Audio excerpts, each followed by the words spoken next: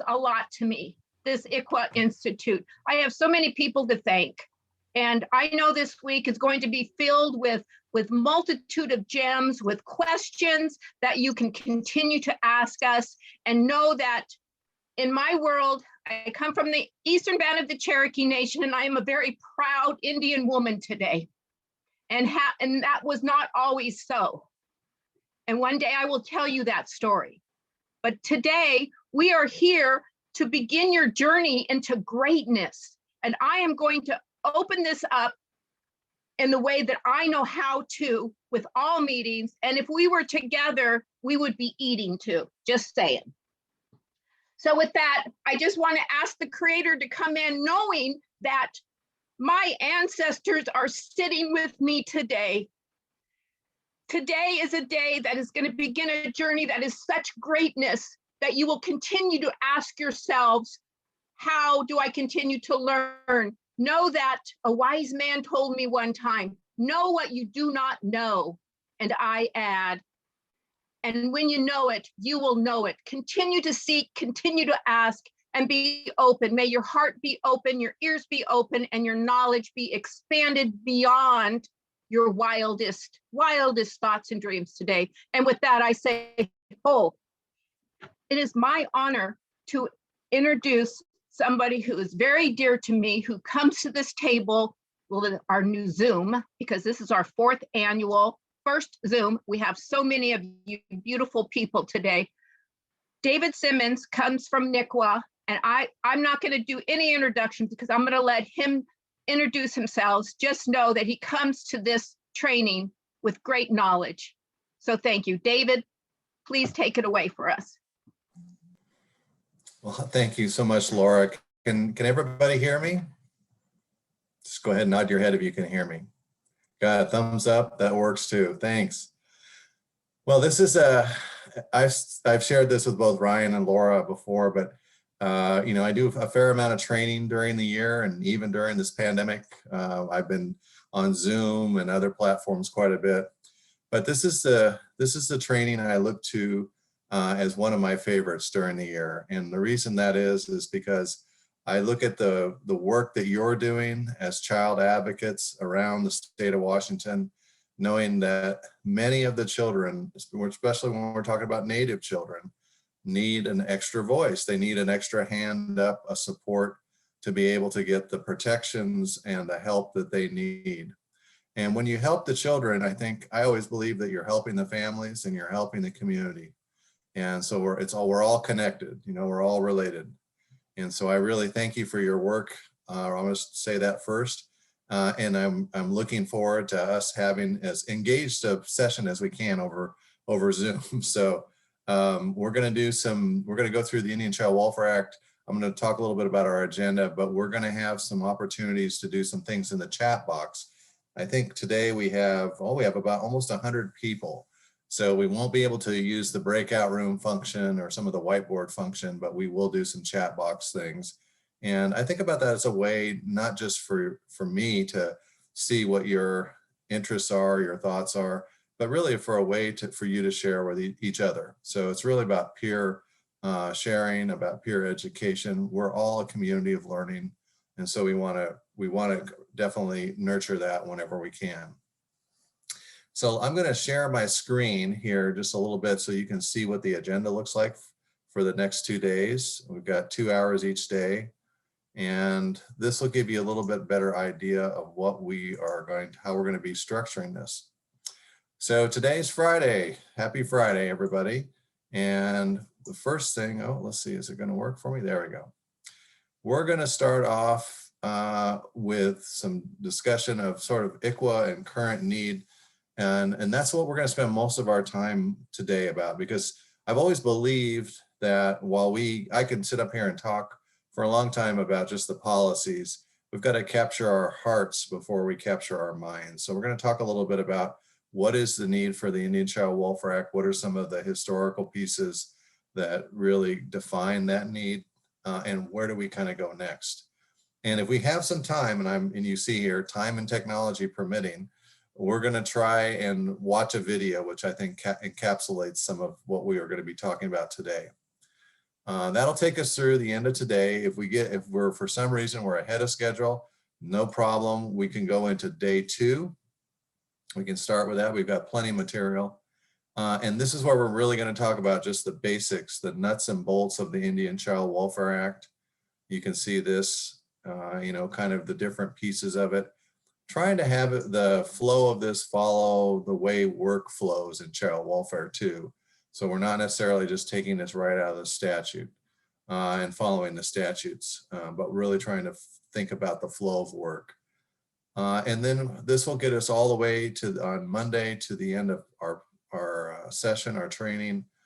And if we have a little bit of time left there, we may have just an open kind of a chat session where we'll just take questions and I'll try and provide responses, and I'm sure Ryan and Laura will help me with that too. So while we're doing this, even today, starting today, I encourage you to use the chat function if you have a question, not just when we have the group exercise, but if you have a question, or if you think of some kind of material or resource that you think would be helpful for the group, that's a good place to put a link there in the chat as well. So I'm going to stop sharing this for a second. And for those of you, I'm not going to assume that everybody has a lot of Zoom, experience. So the chat function, if you look at the bottom, there's several different icons at the bottom. There's a mute on the left. You can hit that, keep yourself muted, and you might all be muted right now. Ryan might have taken care of that for us. There's the stop video too. That one I think is still under your control. So you need to go take a break or something, you can just hit the stop video. I would skip the security one. Don't play with that one. I did when I first started, got me in trouble. The next one just shows you who the participants are. If you click on that, and right next to that is the one called chat. Looks like a little bubble, like in a cartoon or something. And if you click on that, over on the right-hand side of your screen, you'll see already people have been chiming in, just saying good morning, welcome. And you can type a message at the very bottom where it says type message here. And then as soon as you're done typing your message, just hit the enter bar and it will go out to everyone, because it should say where it says to, it should say everyone. So that way you can send it. And you can, like I said, you can copy a link and paste it in here using your keyboard functions as well. So I just want to stop. Does anybody have any questions about sort of using chat box and some things like that? No? You're all pros probably by now, right? Okay, great. Okay, well, we're gonna jump into the presentation then. I'm gonna share my screen now.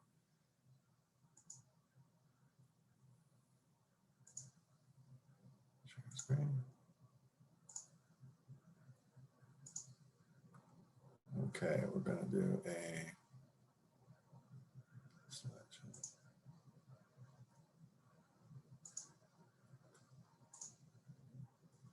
Okay, everybody can see that, right?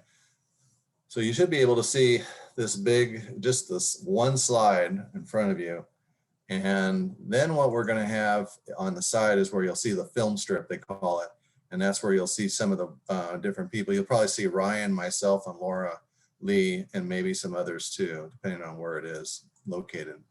You can move that around too, by the way, if you just put your mouse pointer at the top, right next to those little 1, 2, and then kind of the group view, and then just kind of left click, hold it down, and then just, you can move it around your screen a little bit too. Okay, so I'm David Simmons. I'm Government Affairs and Advocacy Director for the National Indian Child Welfare Association. I've been with NICWA since 1990. I went to graduate school at Portland State University.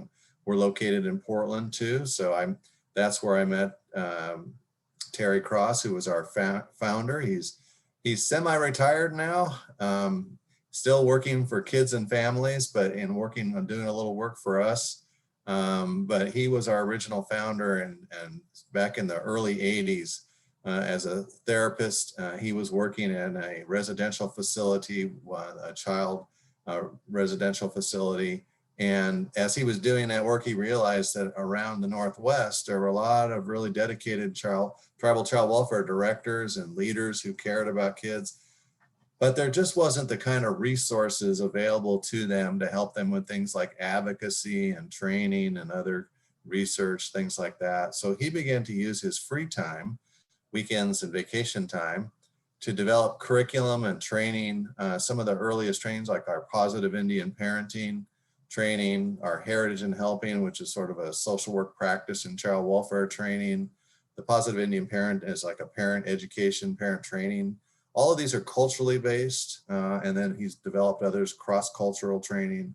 And so from that, he began a journey talking with leaders around the Northwest about the needs that he was seeing. And they said to him, we really need an organization. We need somebody. And so that was the beginning of the Northwest Indian Child Welfare Association, which we were incorporated in 1987.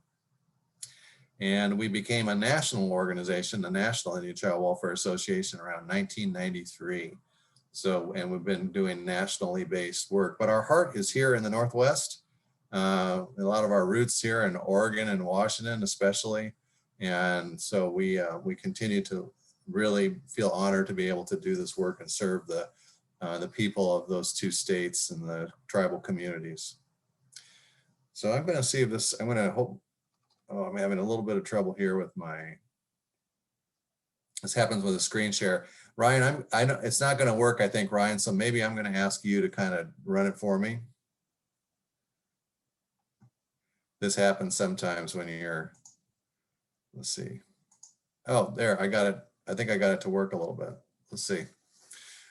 Okay, so to begin with, in my own life, I'm an adult adoptee, and I was adopted as an infant. And, rarely a day goes by where I don't think about, my birth family, wonder more about them. I have not had contact with them. I don't really know them. But I also know that in my adopted family, there are a lot of other influences too, but culture is the way I think about it. So culture is a strong definer of who we are, how we meet and greet the world, how we interact with it, how we make decisions, how we deal, how we grieve, how we celebrate. And it's such an important part in Indian country of the way traditionally that children who were at risk for abuse or neglect were helped to be protected and their families supported. So before Western European influence and immigration, tribal communities had various traditional practices that they used. And those practices included the use of natural helpers and healers within the community, the oral tradition of sharing information with young people from a very young age into their adult years about the traditions of the tribe, including things about how the children were sacred and about the protection of children and the healing of people. And then the ceremonies that were also part of that too, to help people with those different events of life, and healing and being one of those, of course. But all of these things together create this natural helping system that really helps. So in terms of like the idea of concept of children being abandoned or not having a place to go was really pretty foreign because of the way that the natural helping system operated using extended families and clans and others in the community. Everybody had a role in helping children be safe. And so that was but as the influences and also the presence of people from Europe began to be more prominent, there were changes, and the natural helping system did change. But what I want to do now, because like I said, I want to talk about a little bit about, have you reflect on some of the ways that you think about culture in your life. Here, I've got 3 questions up here, and you can pick any one of these 3 or all of them. And then in the chat box, I'd like you just to respond a little bit to what are some of the ways your culture helps children stay safe in their communities? Who do you think's responsibility is child safety? And how is child safety and child protection different? What's the difference between those two as you understand it? So we're going to go ahead and go into the chat box and just have you, we're going to take a few minutes and just go ahead and think about this, and then go ahead and enter some responses that you have.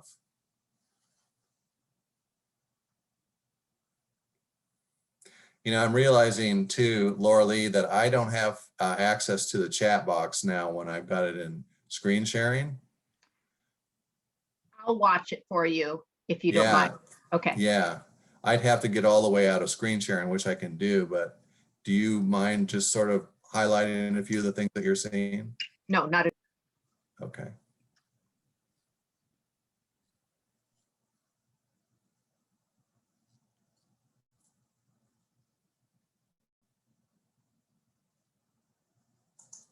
Maybe I can do it anyway. I'm just got to get out just so I can see it too. We got one person that's talking about society is responsible for child safety. So that would be everybody, right? Culture and identity lead to children feeling protective. One person says, I grew up in the South and family was a safety net for children. My grandparents raised my cousin. It was a pretty common practice.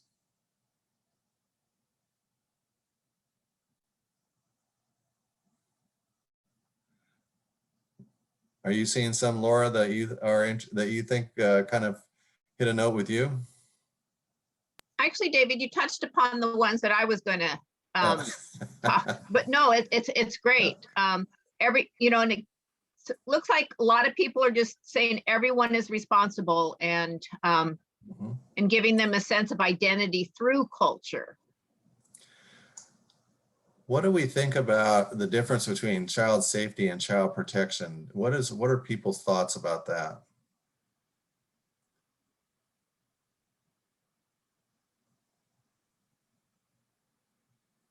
Of course, in our our formal child welfare system, oftentimes it's called the child protection system, which does investigations and sometimes removes children's, works with families. Is there a difference between child safety responsibility and child protection responsibility?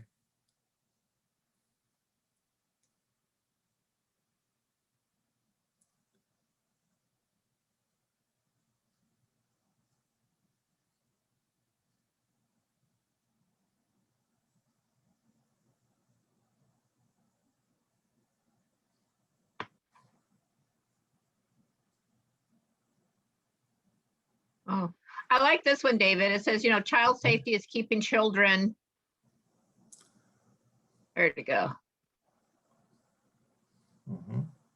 Keeping children away from unsafe situations. Child protection is authority, parents and other making sure children are protected from unsafe situations. I like this. I think Bridget here has said, she says safety in general is like the literal sense includes things like car seats and regulations. So she's thinking about things that we all could be doing and then she said protection involves something much more broad is the way she's thinking about it. Yeah. All this offer this is our NICWA thinking about it. So we think about child safety as that is the thing that everybody does. Everybody's involved. If you're a parent, you're certainly doing that with your own children or a relative, with your relatives. But even in many Native communities and other communities, uncommon for people to think about, even though it's not my child or my relative, that I have a role in helping perform child safety. So in other words, if I see a child walking alone along a busy road or highway, it's my job to go over there, even if I don't know that child, just to help protect them. And again, that isn't just in Native communities, but it certainly does function there quite a lot. It's a part of the cultural teachings. The child protection, as we've come to know it in this country, often is it kind of picks up where child safety might not be present. So there are sometimes when our child safety efforts can't go quite far enough. We can't do everything we need to keep children safe. So child protection is the formal response. That's the way we think of it at NICWA, is the agency response, the courts response. it's, it's that formal response where it's vested, the authorities vested, not as much as in the culture as is in within agencies, although the cultural values define how those agencies do their work.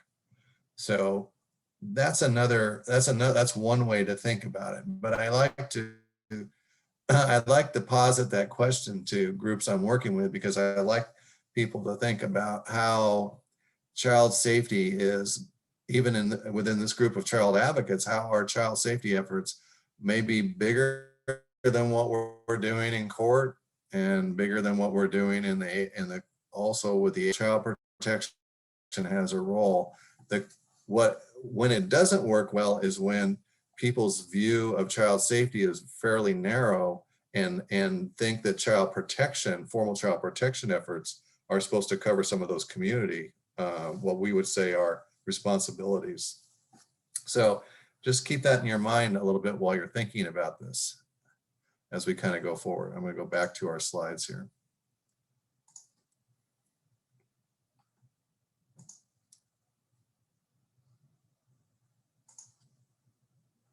Okay. So as I mentioned earlier, there was as we saw changes and influence from outside of Indian country, we start to see disruption of traditional child protection, child safety systems and supports. So hostilities between new immigrants and indigenous people, removal of tribal people from their lands, their resources, affected their way of life, was very disruptive. Disease, many people, the estimates are that over 75% of people who were Native people were exposed to diseases that they had no immunity for, and as a result passed away. There was the outlawing of cultural practices, religious practices. Many of those were, of course, used to help deal with the kinds of disruptions that were happening all around them. But those became outlawed or had to go underground. And then the displacement of family and community roles, as there was more attempts to assimilate Native people, to remove their cultural definitions of these and replace them with more mainstream. And then the forced dependence, something, Native people, indigenous people in this country, and also all over the world, have developed over thousands of years ways of developing their own self-reliance, their concepts of interdependence, and how they work together to succeed to address both the way of life, but also some of the things that can be disruptive. And then, of course, as we got later into the late 1800s, all the way up into the 50s and 60s, we saw removal of children to boarding schools, which was part of federal policy to forcibly remove children and place them in boarding schools where they would not be allowed to speak their language, practice their religion, and then be schooled to be farmers and industrial trades, things like that, which they were foreign to them and were not part of their own kind of understanding of life and sort of community roles.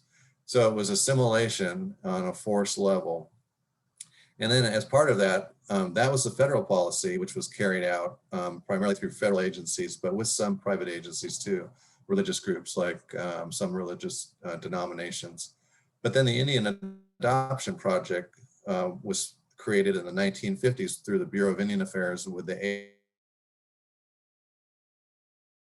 organizations, and they adopted over 500 Native children, primarily from the West, took them out of their families and forcibly removed them and adopted them, usually with families that were in the East. And this was, again, the idea was that we're doing Native children a favor because their own families don't really have the capacity to care for them, and so this will give them a better life. And then we had just kind of the large number of removals by state and county, and then also private, like adoption agencies that were happening and picking up certainly through the 50s on all the way until even we still have disproportionate numbers today. So when you think about the need for the Indian Child Welfare Act, well, you might think, well, these are all things that happened in the past, maybe a couple generations ago. It's not that removed from kind of certainly from the memories and the understanding, the kind of lived experience of people. There are still lots of people in Indian country who were part of the boarding school era, who can remember some of the displacement, were adult adoptees who were adopted out because of the Indian Adoption Project, and other things too. So the trauma from those events is still living in Indian communities and Indian families all across the country. So what that was colonialism. That was the forced conquering of one group over another. Usually it happens in the world that we live in. It usually involves some kind of foreign powers who are trying to colonize and assimilate and then disrupt and take over resources. So from indigenous people who are living in these areas. So there's a common formula for colonialism to succeed. You have to take land and territory. You have to take natural resources. You have to disrupt the way of governance and the ability to make decisions for communities away from indigenous communities. You have to denigrate, you have to take away the legitimacy of thought, of worldview, language, spirituality, healing. And then finally, taking children too, because the thinking is that if you take the children, then you're going to be able to create a new generation who will be more attuned and more assimilated to sort of the foreign powers way of views. And these policies began hundreds of years ago, almost from the very first contact and arrival of people from Europe here. And it was coming not just across the Atlantic, it was coming from where the Spanish were in the south. It was also happening from the north, so the English and the French. It was coming on at least almost four different sides and spreading across, even though the timelines are a little different. So, but there's a common experience that many indigenous people in North America share around these efforts to colonize indigenous people. So the consequences were catastrophic, and I mentioned some of this, but I want to also mention, so when you take away, first of all, when you take away the land, you take away the resources, you create huge trauma and poverty too. So we see some of this, even the residuals of this today, and some of the families that were working who it's not uncommon for many people in Indian country to have experienced historic trauma and intergenerational grief. And we'll talk a little bit more about that later. But also Native communities have some of the highest levels of poverty. The lands where they were occupying and which sustained them were oftentimes the lands that were appropriated by the colonizers.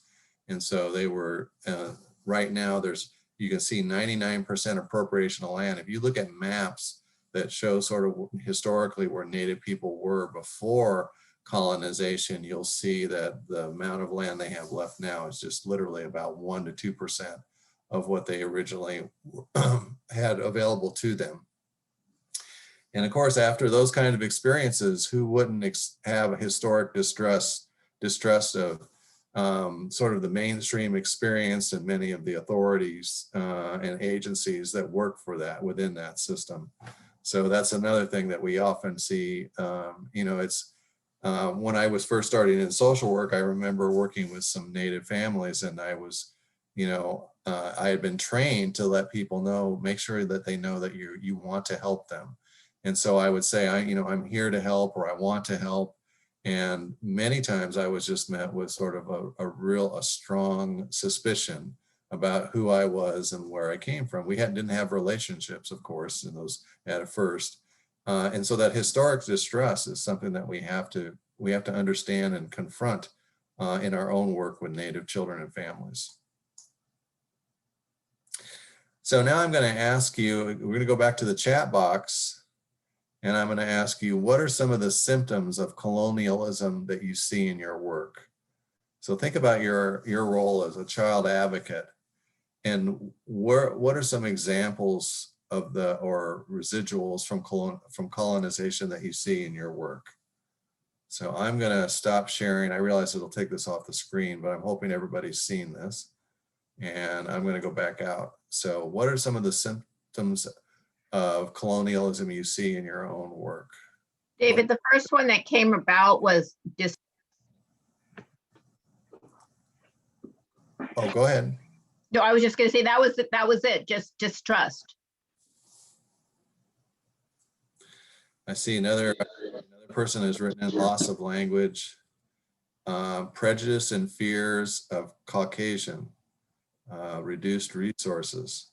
Yeah, and reduced resources can be not just about whether you are there, we talk about the difference between equitable access and equal access. Equal means that we have a service or a resource and it's available to everybody. But equitable means that we actually can access it in the same fashion that others. So if the resource is situated here, but we live over there, that's an example of how it's inequitable, for instance. Talking about trauma, alcoholism. Relocation. Relocation, yeah. That was huge in my family. Laura Lee, can you say a little bit about relocation? What was that?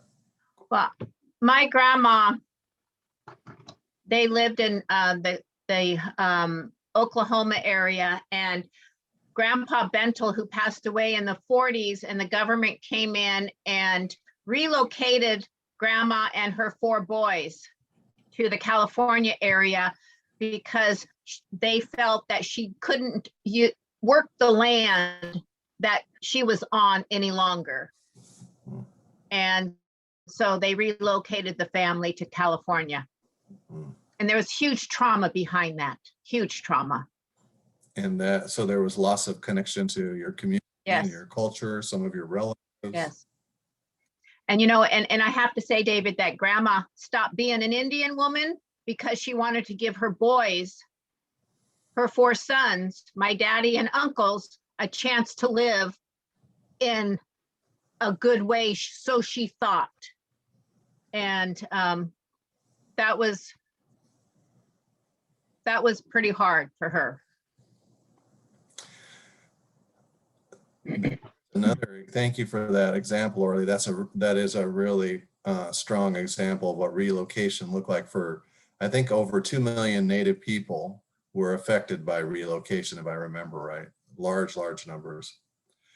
Jan writes in here that First Nations names used as sports teams. Now, we've been seeing more of that recently, haven't we, where some teams are changing their names. That's a very positive thing, of course. But here, even in Oregon, we've been through in the state legislature a couple of sessions where they've kind of tried to discuss this issue, pass legislation banning it. And the interesting thing to me is when you have people with lived experience like youth, young Native people who came and testified about how the sports images, the Native sports images and mascots, how even when they didn't go to that school, had an impact on their self-esteem and their image of who they were. And it was something that was constantly, on TV or in their minds as they were thinking about just their regular lives almost every day. And other people around them, they said, who were not Native, were so used to seeing that they didn't even realize when they were talking about it that it was hurtful to Native students. So sometimes we don't even understand some of what we'll say are some of the more disruptive and more unhealthy things around us because they've been with us for so long, right? Mm-hmm. And we don't even. And may I expand upon that, David? Sure. I think a lot of people, and I've had to have learning opportunities with higher management with Pierce County Juvenile Court. Somebody used the term, well, we'll go have a powwow with the team.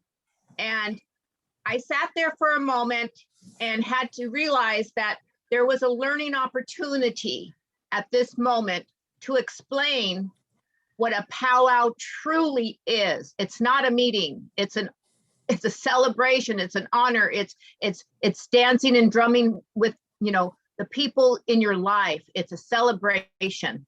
So I think you're right. Sometimes people use words that have been around for so long that are very hurtful and disrespectful to American Indian people.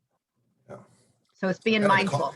So the culmination of these kinds of experiences are that it makes it harder for people to be able to develop that positive self-image and identity, which then also is a protective factor to keep children safe and keep adults healthy as well. I also noticed, this is interesting from Bridget, disproportionate amount of missing girls and women in Indian country. And you might not think of that at first as an example of colonization, but what it is that there, one of the things that we know about the kind of, they call it the murdered and missing women in Indian country movement or campaign, is a lot of the women who have young women and older women who have gone missing. There were the attempts to try and find them, you know, the efforts, the resources put into trying to locate and investigate were much less than were being used for other populations to, you know, concerns about murdered and missing women in other communities. And so what that really says is that your community, your women are less valuable, have less value than others do. And that's what inequity teaches you, is that one group has higher value than another group. And so I think of that as an example of colonialism, which is to say, we want to make sure that you know who's valued and who's not. And that's how the resources flow too. But I like what you did, Laura Lee, which was to take that as an opportunity with your colleagues and talk with them a little bit more about and educate them. So I think that's what we're, of course, in this training too, trying to promote as well. All right, we're going to go back to our slides again.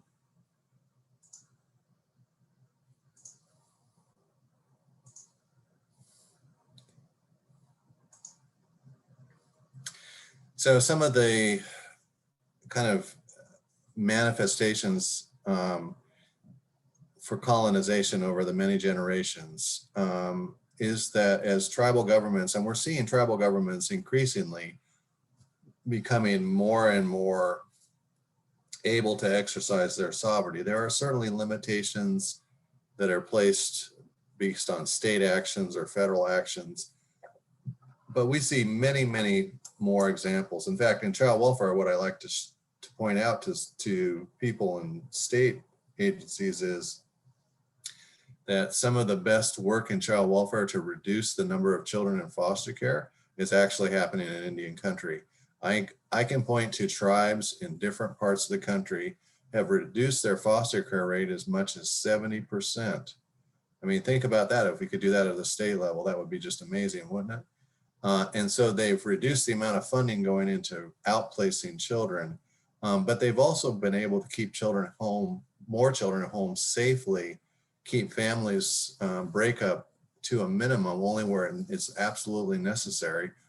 And they've changed sort of the role or the thinking about what child welfare is within Native communities where these programs exist. So they're not just there to kind of come in and remove children or wait till crisis situations. They're actually involved with families very early on. All families, any family who has any kind of level of risk for child abuse or neglect, and they're surrounding them with services and supports. And so this is happening. So these are the good things that are happening. So it's not all bad news at all. But colonization has had its impacts. So there's inequity of funding, there's superiority of thought, the removal of children. You can see all of these things. The disparity, structural risk factors. So disparities, like for instance, the high rate of poverty, the low availability of adequate housing, the inadequate healthcare access. These are disparities that we see in Native communities across the country. And one of the things that's really important to know is that as the United States government was beginning their relationships with Native nations, they signed treaties with tribes all across the United States. They even included tribes and acknowledged the government-to-government relationship between the United States and tribal nations in the Constitution. Hundreds of laws, court decisions reinforce that relationship. And it's a relationship where the United States has a trust responsibility to provide for and care, because they got millions and millions and millions and millions of acres of land, highly productive land. And right now where I'm sitting in my house, at least 4 different tribes occupied this area prior to the late 1800s. So there was compensation there, as they like to say in any country, as a contract. Unfortunately, because when you look at some of these manifestations, you realize that the contract wasn't really fulfilled. And so this is one of the things about colonization. And as I mentioned earlier, while there are efforts to colonize in Indian country, or to colonize Indian country, there are also efforts to decolonize. And I'm going to talk a little bit about that a little bit later. So some of the symptoms you might see as you're working in, as a child advocate, is in the families and maybe even in communities, is that intergenerational trauma is ever present. And now we know, of course, that trauma can be passed down from one generation to the next. So through our DNA. So that's important to realize. So you don't have to have actually been there when it happened to experience that trauma in other ways in the next generation. We have many other things that are about this. The identity politics, I think about, a lot of people say, well, why is it that Native people talk about being half Indian or 1/3 or 1/4 or something? Before the United States government was involved with tribal nations, just like other nations, identified and had their own criteria for who would be a citizen of their tribal government. It's a sovereign right. It's a sovereign authority to be able to determine your own membership in anywhere. Unfortunately, the federal government decided that it was important that they got involved and tried to help shape that, and then begin and passed federal policies that said, well, we're going to decide that we think Indian people it should be based on blood quantum. And your blood quantum is either high enough or not to make you a citizen. So that shaped a lot of some of the tribal policies around that, and it was federal law. But even today, as tribal people try to get services, their tribal governments can control their membership, their citizenship, but even the federal government has some requirements around who can get certain federal services. And it leads to an awful identity politics in Indian country about who's Indian and who's not. So this is another one. This is a very tragic symptom of kind of post-colonialism that I think is still within our Native communities in many places. And then we have the adverse childhood experiences related to the trauma. Of course, we know, many of you I'm sure have heard of ACEs, the different kinds of what happens when you have unresolved trauma as a young person, and when that doesn't get addressed in a timely manner, what it can do to your developmental experience as you grow into adulthood, how it can delay it and even adversely affect your ability to even adapt as an adult. So there's a lot of things that we still we're looking at in individuals, people who have, from Indian country, who have felt the effects of post-colonialism. And then I mentioned some of these too, the disparities. These are the ones that we see. the good news to a lot of this is that, you know, the many tribes are as they can, are developing more essentially decolonization efforts to try and push back against the residuals, the symptoms from colonization. And so you can see as tribal governments go forward, they're looking at their own programs, they're looking at their cultural access to language and services and other kinds of gatherings. They're trying to find ways to remember those things and bring those back to make their communities, to create in their communities that cultural basis and the use of their culture as they had over centuries. This is a quote I like a lot. Theda Newbreast is somebody I've trained me, and I've also attended a number of her other trainings. And she is, she talks about, I think she sort of sums it up pretty well here, that colonization dismembered our culture, our people, and our families. So it basically separated them from their culture and their identities. But our job is remembering, so going back. So when we talk about decolonization, it's the answers are there. There are a lot of, you know, that's certainly true that in some communities, a lot of the language speakers have been lost, and some of the cultural traditions have been lost, but there's still the opportunity to remember and bring back a lot of that. And where you see, I don't think it's any coincidence that where you see tribes that have done amazing things and with their own services and child welfare, that's because their programs look like their community. They incorporate the same values, the cultural practices, and they operate from a basis of culture in whatever they do. And so that, I think, has really helped reinforce and create the opportunities for them to have very, very successful programs and do the kind of healing work that needs to happen. And I think as child advocates, it's important for us to be able to try and understand how this might look and how every community might look a little different or be at a different place in terms of their efforts to decolonize. But decolonization isn't just a governmental function. It's also an individual function too, like a family function. So think about that.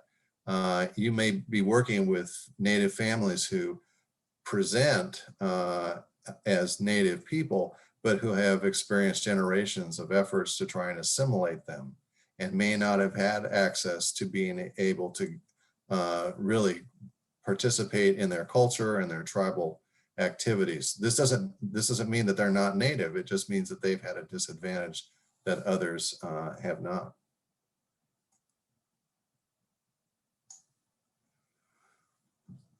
This is for those of you who do well with kind of visual aids, I know I do too. This helps me think about trauma from sort of a child welfare, child abuse, mental health perspective. So we start at the top with the antecedents here, the precedents, which are historic trauma that come from things like the boarding school placements or the Indian Adoption Project, any number of things, relocation, like Laura was talking about. So there's a loss, there's personal family trauma loss in that. So imagine if you were in a community where large numbers of your children, your young people, have been taken away and then sent to another country, very different culture, and they were indoctrinated in that culture and then maybe later came back. And of course, the expectations around how you parent, how you contribute to your family and to the community, how you deal with loss and grief and things, all of those had been replaced by something that was quite foreign to you, to your community, and all of those people had been removed. Imagine what that community impact might look like. And I think we can see that in Indian country because many of the victims of those different policies and those traumas, as they've come back, they've experienced that personal family trauma and that community community has experienced that loss as well, that collective trauma.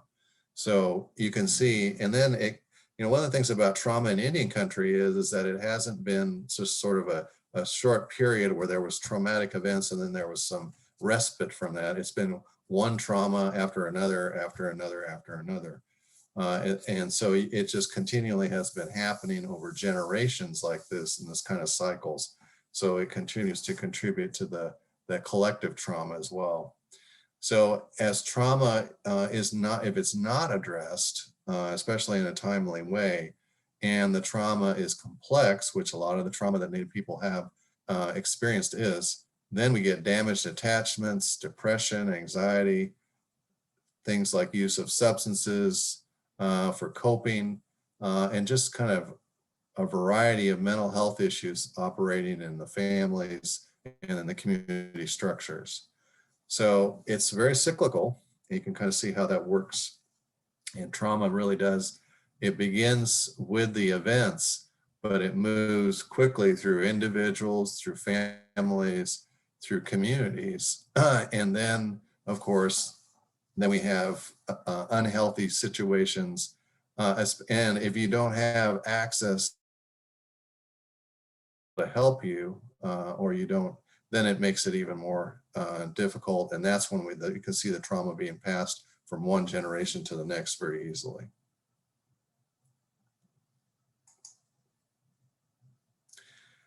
I'm going to stop here for just a moment, but after this slide, but I want to show you. So this is now we've been talking a lot about some of the historical factors and how they bring, how they come to light in our current day. But in terms of like some of the findings, the Indian Child Welfare Act was passed in 1978, but there were almost 11 years of legislative hearings and efforts that took place before 1978 to get the act passed. And these 4 bullets here, especially the top 3, really talk about what legislators, congressional members found as they were having these hearings, talking to people with the lived experience, leaders in Indian country, family members, parents, adult adoptees, and others. And the first number is so staggering. 25 to 35% of all Native children were removed from their homes, with about 85% of those placed in non-Indian homes. That's a national number. In some places, the numbers were higher. In some places, they were a little bit lower. But to have even numbers anywhere close to that, like currently, I don't think we even have 10% of the population. I think it's quite a bit lower than that, actually, of any children are removed from their homes, is staggering. So that would be a national epidemic, of course. We'd be hearing about it every day practically. But as we learned, as all these kids were forcibly removed, placed in out of home, oftentimes away from their culture, their community, it really caused a lot of parents, a lot of mothers especially, to develop attachment and other kinds of emotional disorders because of that. And so it was the kind of question that I've heard one grandmother talk about it is, 1 minute you're kind of, you're thinking about things in your community, and then you think about, well, wonder where so-and-so is. And then next thing you know, another person is gone and another person is gone.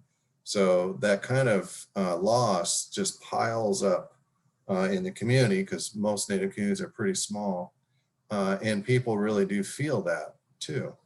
And so this is part of the legacy of that historic trauma as it was expressed during those legislative hearings. I'm going to stop here for just 1 minute and just ask people how we're doing. Does anybody have any questions about what I presented? The next part is we're going to talk just about trauma more specifically. But does anybody have any questions? You can put it in the chat box if you do.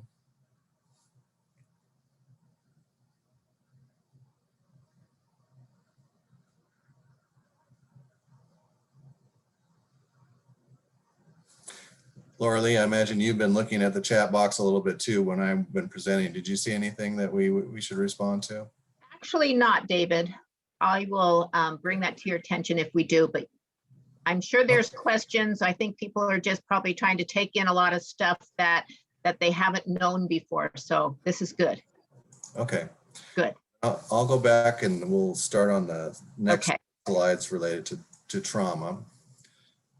And I guess, this is a part that can be really challenging for a lot of people. I know that there are times where I will be triggered when I watch certain things or I hear certain things. And so just be mindful to, it's okay to be uncomfortable and feel it. It truly is. It's a healing process for me anyway. Thanks, David. Thank you.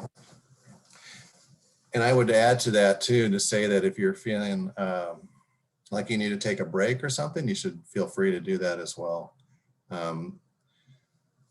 But as child advocates, it's really, and many of you I'm sure have had some kind of training about trauma, maybe even historic trauma more in particular. But I always think I always feel like I'm learning more about trauma all the time. And even though I've had a number of trainings on it. And so it helps me connect and think about to what the families are that we're interacting with. And one of the things I think about is that for me, I'm somebody who was trained as a social worker. In that training, they often warned us about, making sure you had good boundaries, don't be careful about how you relate to the people that you're working with, the people you're trying to help. And I think sort of my thinking about that has evolved some. I think you have to have good boundaries. I wouldn't argue with that at all. But I think it's pretty undeniable that whenever we're working with children or families, we are developing relationships with them. Even if we are working to try and sort of protect boundaries and things, the relationship still exists. So you can have both. As we develop relationships with people, it becomes important to be able to try and understand where they're coming from, what their life experiences are. And I'm sure you think about that when you're working as a child advocate. The issue of trauma and how trauma affects people is greatly, it's much better understood than it was even 10 years ago. But there's still a lot we don't know in terms of how best to work with people. So I think one of the best things that I can say to you is that read as much as you can about trauma. And then also to try and create a sense of understanding about any trauma you may have had in your own life. And I would talk about this in terms of cultural competence too. It's important for us to understand our own culture, our own cultural biases, if we're going to be able to work successfully across cultures too. And then trying to think about what are the ways that I can improve my understanding of trauma that others may have experienced. So sometimes it can be more evident that you're working with people who have had traumatic events in their lives, other times not so much.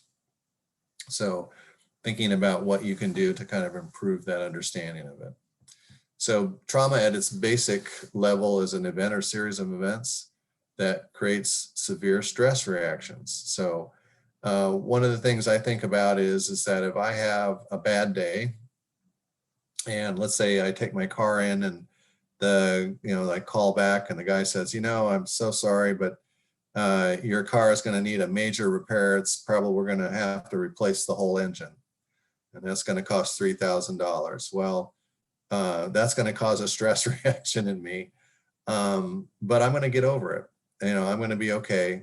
And so I'll be able to deal with that. I have coping skills. Any of the trauma I've had in my life, I've worked on it. I've had the opportunity, the privilege of having services and things. So I can kind of avoid some of the more severe reactions that you might have from an event like that.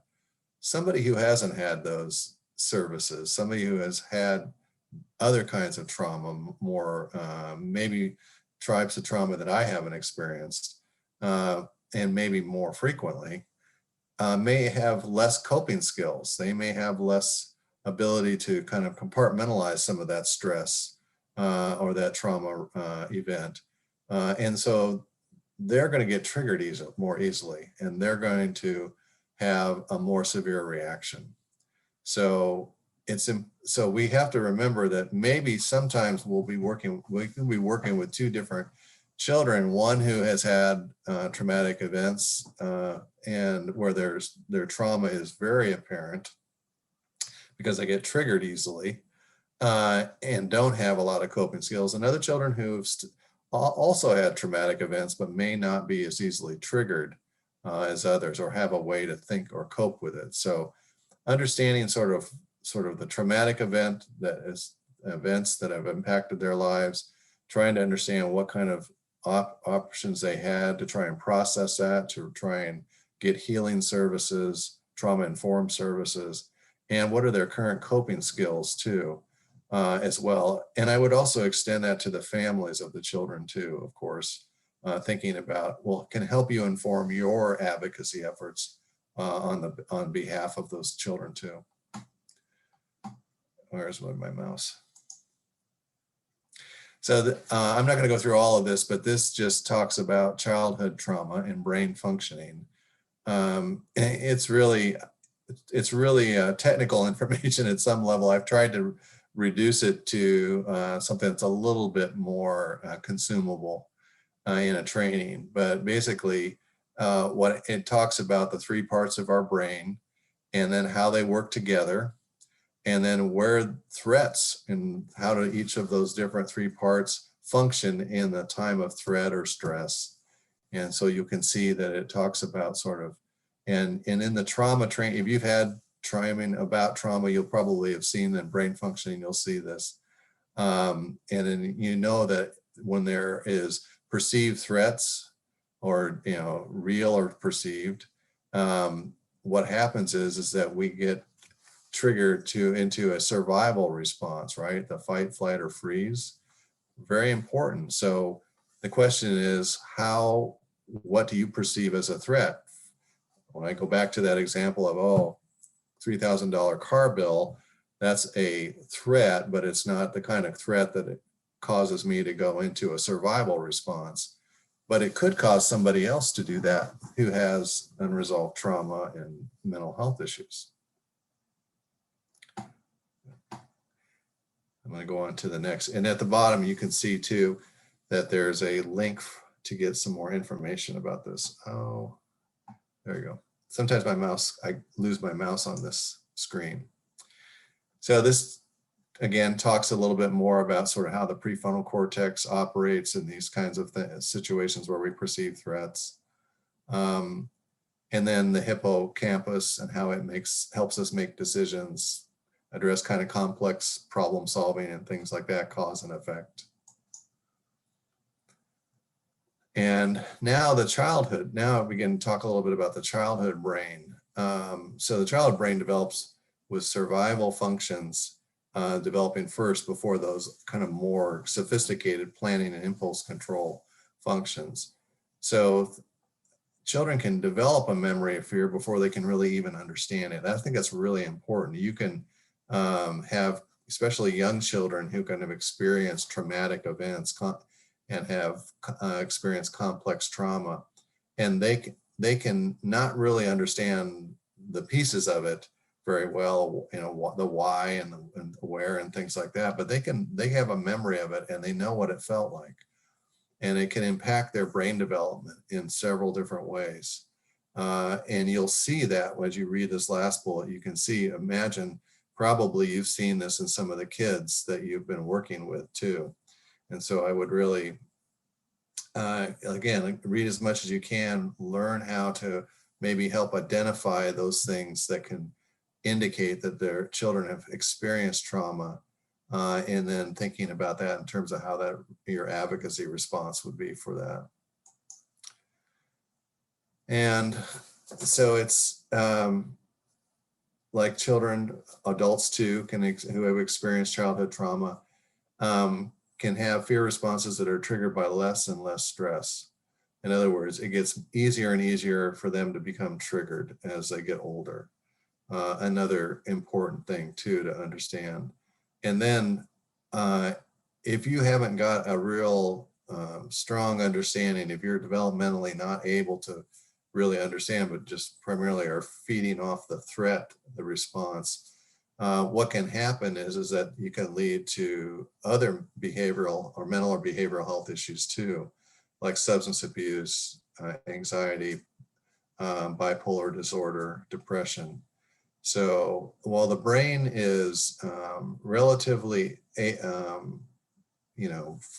able to absorb a lot of stress, it needs an opportunity to be able to develop positive responses and ways to heal and recover too. So that's why the mental health services part of this is so critical. And one of the things in child welfare that we know is that child welfare hasn't always been really good at helping connect healing services for trauma victims, like many of the families and children we work with, in their own system. So sometimes there's kind of silent approaches. So what I have here is another chat box exercise for you, and I've got 3 questions. You can respond to any one of these or all of them. So think about what trauma, if you would, put in the chat box, what do you think trauma looks like in the families that we serve? What are the challenges families face in receiving help to address that trauma? And what are some of the ways we can improve our own understanding of trauma in the families we serve? So I'm thinking about tools and resources that you know of, or things that you might, in that last one, that you've heard about. So it's good place to share this in our group today. So I'll give everybody a few minutes to go ahead and put your responses into the chat box. You know, David, the first one that came up is from Nancy, and it says lack of follow through when services are offered. And then the next one is trust. So the lack of follow through, right? Yeah. Mental health, diagnoses, drug, alcohol abuse, neglect of children. In the child's case, fears, less than normal physical and development of the child. You know, in that first one that you talked about, the lack of follow through, sometimes that oftentimes that can be interpreted as, well, they don't care about their kids. Right. Or they're not motivated, or they don't have capacity to respond, when it could be something actually very addressable, given the right services and understanding of their needs. Yeah, totally correct there, David. I appreciate that. Challenges might include overtaxed systems and distrust of reaching out to authorities. You're getting some good questions in here, David, bringing them right along. Great. Withdrawal from others, isolation. Oh, this one is from Beth. Trauma can look like addiction, mental health issues. Yeah, the way at our office, the way we understand trauma is that when we look at things like mental health issues, substance abuse, violence, many different things. So those are often symptoms of unresolved trauma in the individuals that it's impacting, or that are expressing that. Yeah. And so, it's hard to think in the human services of too many situations where trauma doesn't play some role in what brings children and families to us. Right. And here's one from Chris. Healing from trauma takes time, and it's hard to find qualified providers, culturally aware, who stick around long enough to help families, children do the emotional work that they need to. That raises a question for me is that, Chris is talking about the difficulty in finding the right provider sometimes. But what about the timelines? In child welfare, we have some fairly specific timelines that families are expected to follow, and the courts enforce these.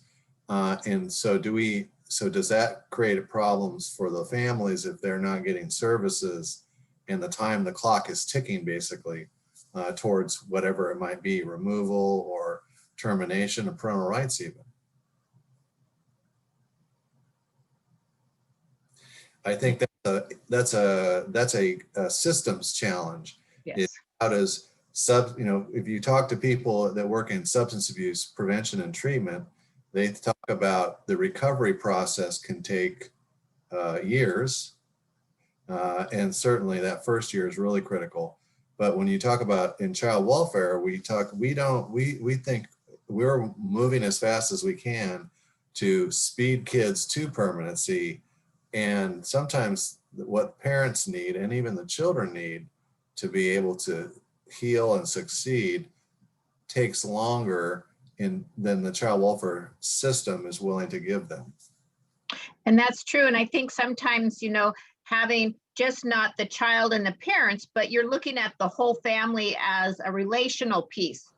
It's a bigger picture here. Yes. Finding culturally appropriate, trauma-informed, lack of connection to native roots. And, this one brings me to thinking that, I hear people say, well, they don't have connection with their tribe, or they're not involved in tribal ceremonies. And I think it goes deeper. We need to find out why that is. There's reasons why many Indian people may not be involved in their tribal communities. So there's a deeper question in that one for me, David. And I think it's also possible that some Native families will not feel comfortable with some culturally based services if that's not been their experience. Yeah. All services are culturally based, just what culture are they based in? But thinking about the need to have a better understanding of what services will work well with families and being able to provide those to them. Yes. And like, as you're mentioning, in Indian country, some people may decide that that cultural services, tribal cultural services, aren't what they need or want. But other families may not have had the opportunity to experience that, but might be curious or interested. And so, maybe those families will feel a little bit shy about asking for those, or even trying to take advantage of more resources that might come from the tribe, just because of their own experiences and have been kind of disconnected. Yes. Here's one from Misty, and I kind of like, we need to be open-minded and ask questions of the family. They're the ones who know what kind of trauma they have gone through. Yes, and maybe no, but yes. Go ahead, David. Sorry. No, I was just going to say that I think that's absolutely right. Staying open is really important. Mm-hmm. Yeah.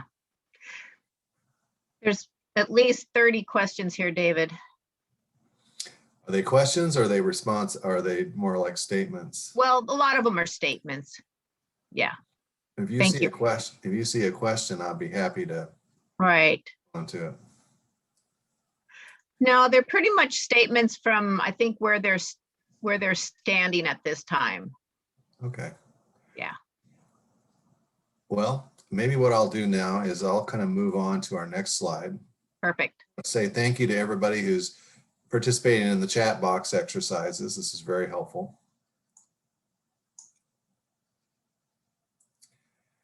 So a little bit more about sort of the effects of trauma. And I would have you look at that second bullet especially. So repeated exposure, that's something that we know that some families have experienced in Indian country, can really damage their ability to have those positive relationships, communicate well, and even develop resiliency. So we talk about intentional resiliency. That's a lot of us in our office, we talk about that as things that we do to take care of ourselves. We're pretty intentional about it, to build up our strength so that we can face kind of the ebbs and flows of life.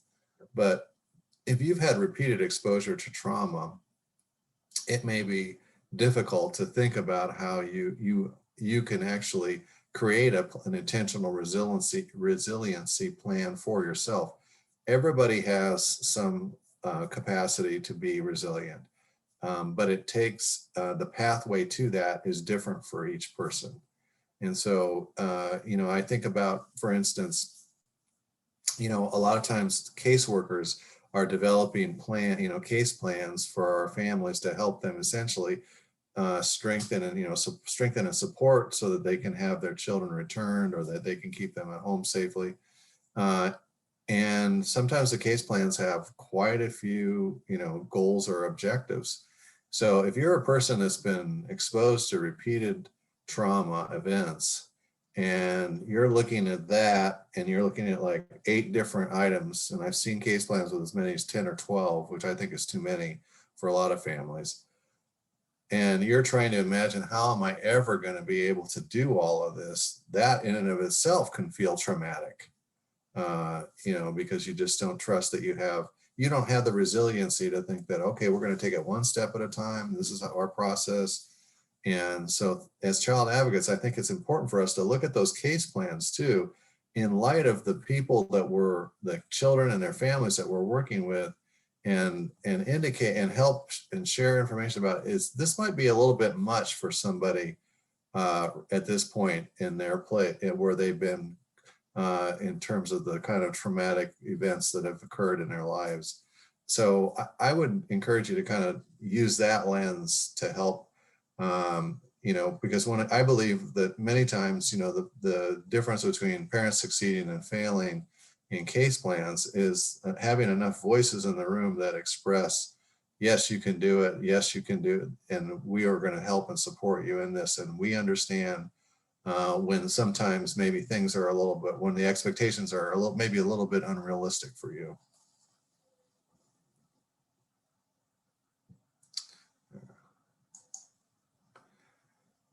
So some specifics to trauma in Indian country.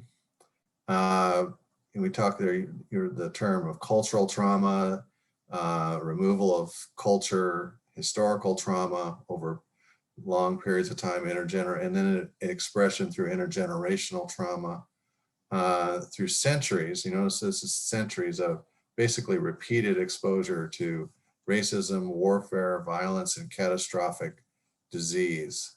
So these kinds of things, well, even in 2021, some of these are still sitting and experienced within Native communities.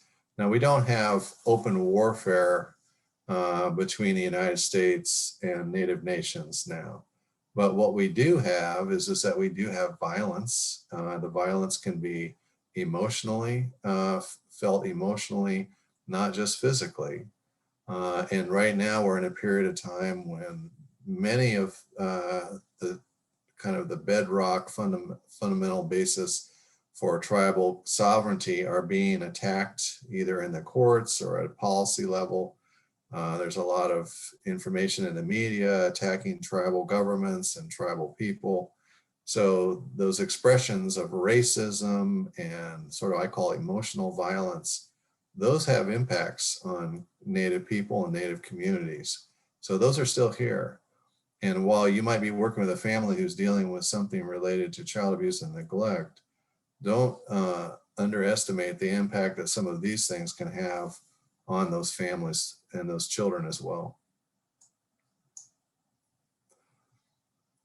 One of the things about this slide that I think is critical is that this is not this historical trauma response is not just something that has been experienced by Indigenous people. It's been experienced by Jewish Holocaust survivors, descendants of Japanese American internment camp, and others. So it is a shared experience with others, and comes from, well, different kinds of responses. It does come from shared experiences of kind of massive group trauma. And so we can see this in other groups as well. David, may I just add one more to that, is that not only those cultures, but I think, it's coming to light about the slavery trauma that has occurred within our Black families and stuff, that they have that intergenerational trauma as well. And I think it's coming to light for them. So there's a lot of healing. Yeah. Thank you. The danger in thinking about trauma is that if you, depending on what your position is to see it as something that sort of has generally like individual impacts, on this family or this person. But the understanding of the collective response of trauma, when we have like massive group trauma, like was mentioned here, is something that gets talked about a little bit, but I don't necessarily think that it's in the larger society that it's necessarily appreciated the same way. So you don't have to be the person who experienced some of these traumatic events, in person, but just living in a community with people some who have, and others who were impacted just by the different events around those traumatic events. You can pick up, the sort of secondary responses of trauma just by, bystander's trauma. You've probably heard of that, just by being part of that group and experiencing some of that. And so trauma isn't just about historical events, it's also about current day events. And the group experience, of course, is that when we see people in the media expressing racism and disdain and, perpetuating gross stereotypes about communities, that is really perpetuating the kind of thing that can trigger trauma in people from these different groups. One other thing I would say about sort of the response to trauma, and I mentioned racism and violence, and of course right now we're all very aware of Black Lives Matter and some of the increased awareness about police abuse on the Black and other communities of color. I just saw some statistics that actually Native people Indigenous people in the United States have even though they're a smaller group, have very high percentages of what you would call real traumatic events with law enforcement as well. And so there's, certainly other groups that are experiencing this too. Is the idea that, is this all about law enforcement, or is this mostly about, or is this about other systems? And actually many other systems, including the child welfare system, are rooted in their original sort of operations and their policies and structure in a biased view about of what is, who are people who are worthy of services, where should those services be located, how do we understand child abuse or neglect in different communities. These are many things in the child welfare system, sort of are the beginning fundamental principles of how it was developed and how it's carried out its mission are being questioned right now. And I think it's important. Nobody's introducing, legislation right now, although that could change soon in the next couple of years, maybe. But there's certainly a lot of conversations, very serious conversation about what needs to change in child welfare to create more race equity and to address the bias, the discrimination that often we see in child welfare system as a whole. And that includes some of the policies that have perpetuated or upheld those kinds of biases. So somebody asked me recently about the Indian Child Welfare Act, and I was talking with them about it, and then they said, well, it sounds like the Indian Child Welfare Act was a direct response to some of the bias and the harmful practices of child welfare as a collective system to Native people. And I said, absolutely it is. And so they were talking about how we need to create more anti-racist policies, more racial equity in policy. And they were asking about the Indian Child Welfare Act, if I thought that was an example of one that maybe we could learn from. And I said, absolutely, it could, because it really places the emphasis on acknowledging the tribal authority and capacity. It also acknowledges and rewards agencies and reinforces them for, realizing that the answers to many of the problems that Native people may have related to their children's safety should be coming from them and come from their culture. And so it's trying to offset some of the bias and make sure it can't operate the way it has previously and even today. So as we're thinking about kind of the role of change in child welfare and trauma, the things that are going to heal and help Indian country are going to have to come from Indian country. And so they won't be developed by non-native necessarily entities, although they could certainly be allies and supportive of the work. So it's a different way of thinking about child welfare. And I just want to encourage you to think about that too, and read it, look what you can to find resources for it as well. I'm going to move on to this next slide. And so this is, let's see, I think I'm right. We're at a point now where we're moving into some of the discussion about the Indian Child Welfare Act. And we have about a little under 30 minutes left. So Laura Lee, I wonder, is it okay if we start talking a little about ICWA? I think it's a great segue, David. You bet. Okay, great. So at this point, we're going to actually start talking a little bit about the Indian Child Welfare Act and some of its requirements.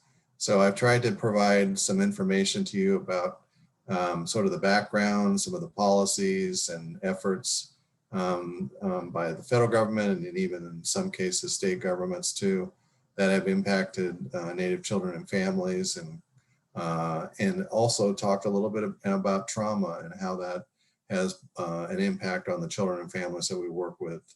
What I want to talk with you a little bit now is just about sort of the Indian Child Welfare Act, and we'll kind of carry this conversation into Monday as well. So in many federal statutes, they have what they call the sense of Congress, and in the Indian Child Welfare Act, they have a statement, and it's basic. I've got it right here. And as I go through some of these slides, you'll see these numbers like this at the bottom where it says 25 USCs, and that's a section mark, and a 1901-3 in parentheses. Those are citations where you can find the information that's being shared. So you'll actually be able to find it and when it says USC, that stands for United States Code. So that's actually a reference or citation directly to the Indian Child Welfare Act and the United States Code. So I think everybody here has access, it was mailed the PowerPoint in a PDF format. So if you're looking for citations for this language, you should be able to use the PowerPoint to help you do that. But in here, it says that the United States has a direct interest as a trustee, that's that trust responsibility I mentioned earlier, in protecting Indian children. So does that mean that the United States is supposed to be on the front lines every day as like a child protection agency? No, that's not what it means. What it means is that the United States has this trust relationship to ensure that tribal nations have the resources and the ability, that there are not barriers to them being able to protect their children. And as you think about, we all, as child advocates, you're working with state governments and through the courts and through agencies. And in the United States, all governments are vested with not just authority to do work to help protect children and from keeping them safe. But it's also, I would say it's a cultural imperative, and we see it as a role that's important to our country and our citizens, that we have that role. And so the same goes for tribes. Tribes obviously have exercised their role as helping and protecting and keeping children safe for forever. And in this case, the United States, in the sense of Congress, said, we see that the tribes also have that role. And we see that our trust relationship tells us that we should be doing everything we can to support that role that they have. So that really describes pretty well the some of the basis for the Indian Child Welfare Act, which is not based on a racial categorization. It's based on a trust relationship. It's based on Native people as citizens of tribal governments, sovereign tribal governments. So it's based on a unique political status, which is why we have this law for Native children, but we don't necessarily have a law for other racial groups because the racial relationship exists too, but it's different in this case. This law is based on the political status. Trying to find my, there it is, my mouse again. So ICWA does essentially three things. So it establishes the federal standards for public and private agencies regarding the removal of Indian children from their families. So it's really about protecting and preventing the breakup of Native children and families from Native children from their families. It also recognizes tribes' inherent tribal authority and jurisdiction over to be involved in child custody proceedings wherever they might occur involving their tribal members. And then it also, this is a lesser known, but it provides a little bit of funding to tribes for the operation of their own child and family programs. It's not very much money. It's about $20 million per year for over 574 federally recognized tribes. So if you do the math, you can tell it's a very small amount of money. But it was some of the very first tribally specific money the federal government provided back in 1978, 79 to tribes to operate their own child and family or child welfare programs. I see ICWA necessary on a number of levels. I think that it really is important to remind agencies and courts that they consider tribal values. That these are citizens of tribal governments, and that even though this is in the state court of law, tribal values are also important here as well. And as you will find out later, tribes, of course, can intervene in state child custody proceedings as well. So that's important too. It empowers tribes to care for and serve their children. So that's some of the funding. But it also allows them through that intervention in state courts to be there to help shape, and even between court hearings, to be able to help work with child welfare agencies, to both state and private, to help with some of that work.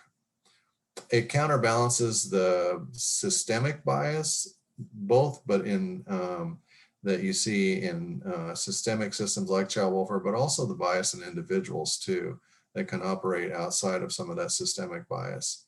So it helps remind those who are working with Native children and families about the importance of trying to see things not just through our own lens, but through the lens of tribal governments and Native children and families.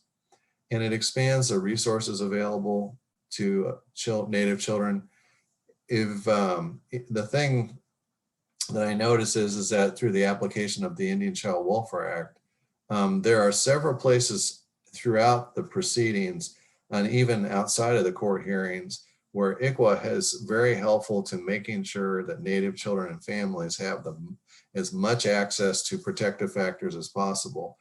One of the things that I think does not get talked about enough is that ICWA encourages states and tribes to form agreements to help put into place policies or procedures or just principles to guide sort of how Native children and families are going to get better services. And that is an attempt to try and help families, Native families, gain access to more culturally based services, which can actually help increase protective factors in the family. And then it protects, of course, the rights of American Indian Alaska Native children as tribal citizens. So, you know, while the children we're working with are oftentimes very young, we have to think ahead. We have to be thinking about, well, what does this mean for Native children to be tribal citizens? Well, if you're a tribal citizen, you get to vote in tribal elections, you can run for tribal office, you can have access to certain resources that only tribal citizens are eligible for. You have a right to participate in different cultural activities and be connected to your families and your culture.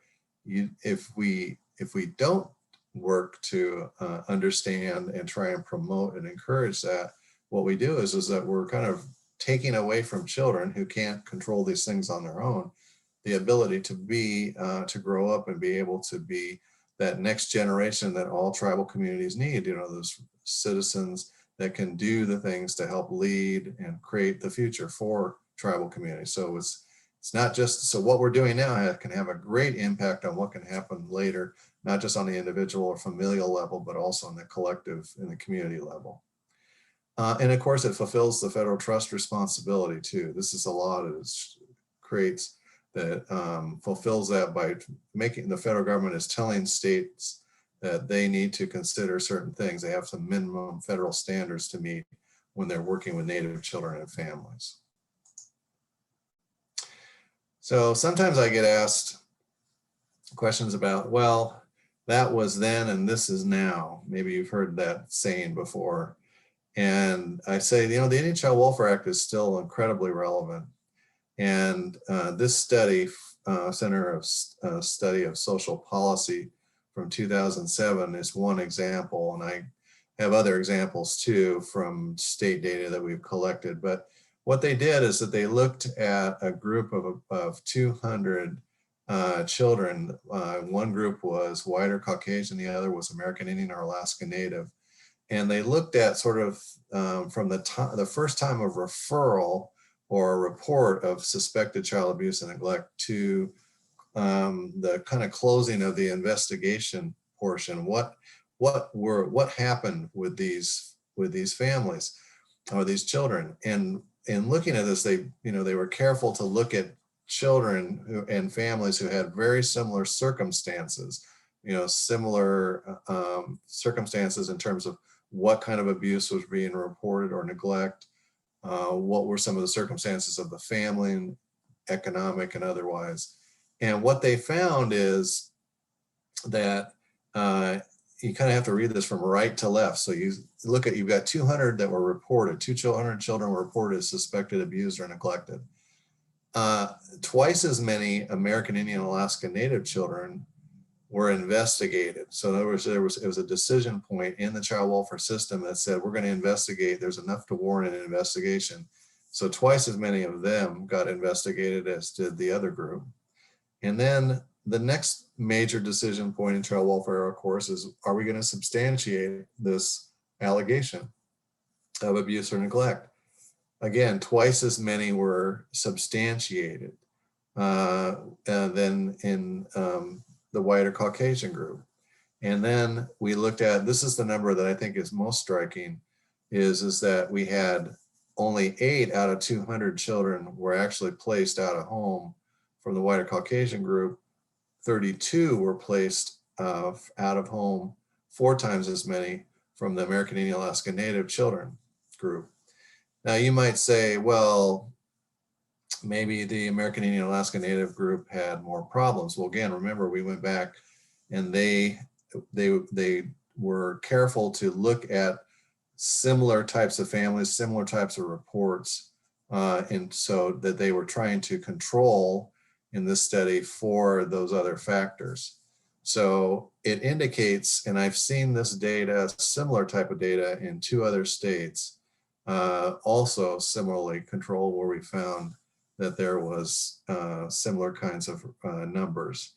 So that indicates that there are still disparities in the way that we're treating or way that Native American Indian and Alaska Native children experience child welfare systems compared to maybe other groups. And so that tells us that we still have need for some of the requirements that help try to control for those disparities. We also know that we have, in terms of foster care disproportionality, we have Native children are still one of the highest most overrepresented in foster care groups of any of the 4 major racial groups. And this just kind of shows you, this is from 2017 data, but it just goes to show you that some of the rates. So what this means is, let's take Washington. So it says 3.2, it's about halfway down. So that means that Native children are 3.2 times more likely than their population rate to be placed in foster care. So there's, about a 4% of the population of Washington is comprised of Native children. That means that about 12% of the foster care population is comprised of Native children. So we see this in several states across the country. And one of the things that I also, as somebody who's looked at this data a little bit more deeply, is that I think actually the numbers are worse than we're seeing here. And the reason I think that is because, first of all, we know that there is oftentimes underreporting of who's Native and who's not. And so there's very possible that we could have higher numbers than even are indicated here in many states. So that's another indication that things are not where they should be in many states when it comes to the experiences of Native children and families in state foster care systems. David, I have a question that you might be able to answer. And this is from Lori in King County. How does poverty fit in with disproportionality? That's a great question. I'm gonna talk a little bit more about that just here in a little bit, but I'll give a quick answer now, I think, or as best I can. So what poverty does to families is it creates disadvantages. So when you have a disadvantage, in other words, I can't get I can't meet my basic needs as easily as somebody who's not living in poverty. It makes it, and realize that many neglect cases originate from structural barriers, like, here's my story I'll give as an example. So I was working actually with a tribal child welfare director in the Northwest. She called me and said, I've got some funds I want to use to help this one single mom who has 4 very, young school-age kids. And she said, I want to get her like a washer and dryer, and I want to know if I can use the funds for that, like a used washer and dryer. And I said, well, tell me more. So what she described to me was somebody who lived in substandard housing in a very remote area, in a very rural, remote area on a reservation. She did not have a laundromat anywhere near her. She did not have a car. She was living in poverty. And she did not have access to funding, resources to upgrade and plumb her house so that it could and basically buy a washer and dryer. But what was happening is that she knew that I have to wash our clothes, and so she would oftentimes collect the clothes, ask the oldest child to watch the other kids. The oldest child was, I think, about 8 or 9, and then she would hoof it into town, which was a few miles away, and then try and get back as quickly as possible. She was, of course, very concerned about her kids going to school and having dirty clothes, and then somebody reporting her for that, or their kids, and then having to experience child welfare through that entry point. And so what would happen from time to time is that this person, she would be in town doing getting the clothes washed, and somebody else would come by or something, or note that the children were by themselves, and then somebody would create a referral. She's neglecting her kids, they're home alone, they're not safe. And then sometimes her kids would get removed. So traumatic event for her kids. But she didn't really have she was a good parent otherwise, but she just didn't really have the wherewithal to be able to, provide, because she was living in poverty in a very impoverished area, to be able to meet the basic needs. And so she could have stayed home. So the question about, can I buy a washer and dryer for this person? I know somebody who can install it for couple $100, was a really relevant question, because as soon as, so we talked about that, but aside from the answer to that question, she got the washer dryer and was never reported again to the child welfare system, never had to leave the kids at home alone. So she had a disadvantage, and poverty creates disadvantages for families, and child welfare sometimes notices those disadvantages, and that's how people come into it. So I don't know, that's my way. That's the way I kind of explain, I think, poverty and its relationship to child welfare. Okay. Well, when you have a minute, there's another question that I would like to share with you, unless Sure. you want to move on. Okay. This one is from Tamara, and it says, unfortunately, where to go? Yeah. It says, can you give an example of how it might happen that one child who is not American Indian, Alaskan Native, and one who is, might be treated differently? I'm trying to get to the why this proportionality. Yeah. Well, if we go back, I'm going to go back that one slide here. Okay. Of course, this talks about the decision points in child welfare. This is what this features really. And it shows that at certain critical decision points, American Indian, Alaska Native children are experiencing different decisions, more intensive interventions than white or Caucasian children in this particular group. Lost my mouse again. Let's see if I can get it. Oh, there it is. No? All right. There we go. Let's go back. Thanks, David. In this group here, or in this slide, you're looking at kind of larger disproportionality rates.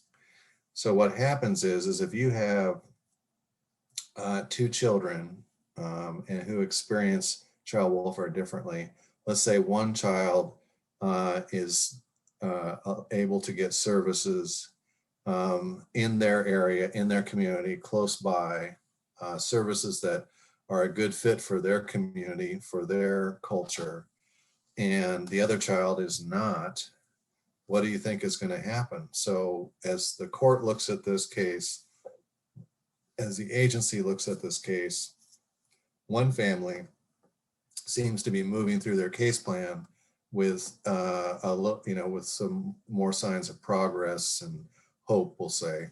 The other family is fighting just to get services. Issues that led to the family being identified by the child welfare system are not being addressed in a timely way or in an effective way. And therefore, just on the superficial level, it looks like this family is just not there. The hope that they'll succeed is lower. And so then the child welfare system looks at that and says, maybe this family over here that we don't have as much hope for can't really take care of their child at home. So maybe we better remove that child. They have less capacity. Whereas the family over on the other side looks like they have more capacity. That's a superficial understanding of it, of each family's capacity, because one family has advantages that the other family does not have. And as we know, we could take this and look at children who are living in rural versus urban areas. Sometimes urban areas they have public transportation, they have other things that living in more remote areas where a lot of Native people live don't have. And I've worked in a number of counties where the parent had to walk 4 or 5 miles early in the morning while it was dark to get to a local county. It only ran once a day, a bus that could then take them into town so they could get to their court hearing or their services, which were several hours, which were about 3 or 4 hours away, or actually about 2 or 3 hours away. But still the point is, what does that look like for that family compared to the family that lives closer into town and can get the services much easier because they have local transportation, taxis, and everything else. So poverty has a huge impact on people's ability to be able to follow through on case plans and get services to help address issues that brought them in the child welfare system. And I think it's fair to say that if you're a family that has a lot of disadvantages, you know, what are you thinking about every day? You're thinking about the pressure's on, right? I've got, you know, it's not, I can't make, you know, I can say, well, I don't have a car or I don't have transportation, but you know, it doesn't mean that the system is going to respond adequately to those concerns that come from a place that aren't about whether or not you're a fit parent or not. So that's the way I look at it.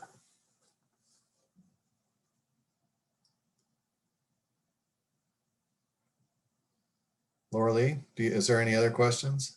No, actually, there are a lot of comments, and Buffy from, Oh, good. yeah, she answered a question and she answered it very nicely. So Yeah, wonderful. Yeah. Great. So here's a slide that talks a little bit about structural disadvantages, structural barriers, we can call them, or structural risk factors. All of those are denoting the same thing. So it's for American Indian Alaska Native children, one of the things to know is that on a national level, about the statistics show, and these are children who are in state systems, not in tribal systems, but in state systems, about over 90% of referrals, child maltreatment referrals for Native children are are about neglect. There's different kinds of neglect, and we know that, but they're about neglect. And oftentimes in neglect, cases where neglect is the presenting problem, then those are cases where we have a higher potential many times to be able to help children be able to stay at home safely with the proper services and interventions. So if we know that oftentimes neglect is also related to poverty, we can see that poverty is expressed through not just a lack of a paycheck or a job, but poor housing, poor education, untreated mental health issues because you don't have services, and then caregiver substance misuse, lack of coping skills, you don't have services, you're dealing every day. If your job every day, if you're living in poverty, your job every day is to get up and figure out how you're going to put food on the table, how you're going to keep your housing, and how you're going to keep out of your kids from being getting in trouble at school, not because the kids are bad kids or anything, but because the system is looking for situations where kids are maybe either acting out or they don't look like they're being cared well for. And those are situations that you're keenly aware of when you're usually living in poverty. And you want to be noticed to get help, but you don't want to be noticed to get in trouble. So it's hard to deal with a lot of the issues that the child welfare system might start putting on top of you. Like, you need to go to parent training, you need to do these things, and it's interesting to me, like, parent training is like the #1 most offered outside of substance abuse. It's the #1 offered intervention in case plans. And lots of the families, the Native families we know, don't necessarily need parent training. What they need is somebody to help them address the issues related to poverty and structural barriers. So the question at the bottom there where it says, are these problems that individuals can solve by themselves, is a critical question here. Can somebody solve the problems about poor housing, poor education, lack of access to services on their own? Those are systemic issues. They are not going to be resolved by individuals by themselves. They're going to need help. And that's where child welfare we want child welfare to come in to be helping them kind of be able to interface with those issues and get help, not just for issues around parenting or safety, but also about how do we lift people out of poverty too and help. Now that might seem like too big a task for child welfare, and it is. They can't do it alone, but we need to have better intersectionality between those different helping agencies if we're going to help kids in the child welfare system too. This this is a part of the regulations of the Indian Child Welfare Act. And I put this in here now because it relates to talking about structural barriers, I think, and the way that we can look at how we're working with kids and families. So this down here at the bottom, it says 25 CFR 23. So that just means 25 CFR. CFR is Code of Federal Regulations. So earlier you saw USC, United States Code. This is Code of Federal Regulations. And then another one here is FR. That just stands for FR, which is Federal Register. And then D.3 is the section it's in. The guidelines for the Indian Child Welfare Act, all of this is on our website, by the way, were published in the Federal Register, but not necessarily in some kind of other kind of regulatory document or something like that. But what this is what the regulations say. So that if you're going to be bringing a petition related to a child being abused or neglected, or especially if you're going to be one where you're going to be asserting that the child should be removed from the home, that the evidence has to show causal relationship between the conditions in the home and risk for serious emotional or physical damage to the child. That language of risk for serious emotional or physical damage, it comes right out of the Indian Child Welfare Act. That's the standard for removal. And later they say that evidence of the factors by themselves without additional contributing factor does not prove serious emotional or physical damage. So you notice that right off the top, they talk about community or family poverty.